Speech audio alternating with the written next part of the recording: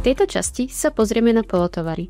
Ide o veľmi užitočnú funkciu, ktorá vám uľahčí prácu so skladmi, najmä ak sa vám niektoré receptúry alebo medziprodukty pravidelne opakujú. Predstavte si, že ste pizzeria. V receptoch na pizzu sa stále opakuje to isté. Múka, droždie, olej a soľ. Namiesto toho, aby ste tieto suroviny vypisovali do každej pice zvlášť, môžete si vytvoriť polotovar, napríklad cesto na pizzu. Tento polotovar potom jednoducho vložíte do receptu každej pice.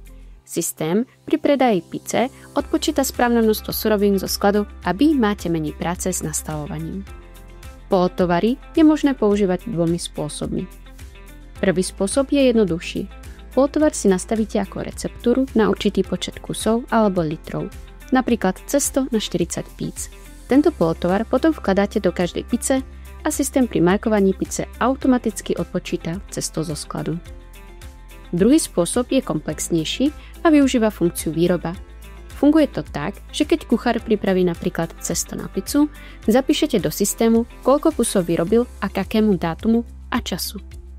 V tejto chvíli sa zo skladu odpočítajú všetky suroviny, z ktorých sa cesto vyrábalo, teda múka, olej, soľ a droždie. Zároveň sa na sklade vytvorí nová skladová karta, cesto na pizzu, s ktorou potom pracujete ako s ktoroukoľvek inou surovinou. To znamená, že vidíte presný stav hotového cesta, môžete ho presúvať medzi pobočkami, robiť naň inventúru a používať ho vo všetkých receptoch.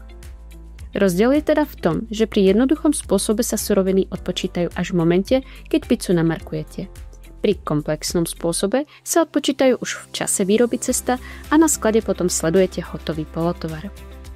Výhodou výroby je, že máte vždy prehľad o tom, koľko polotovaru je na sklade.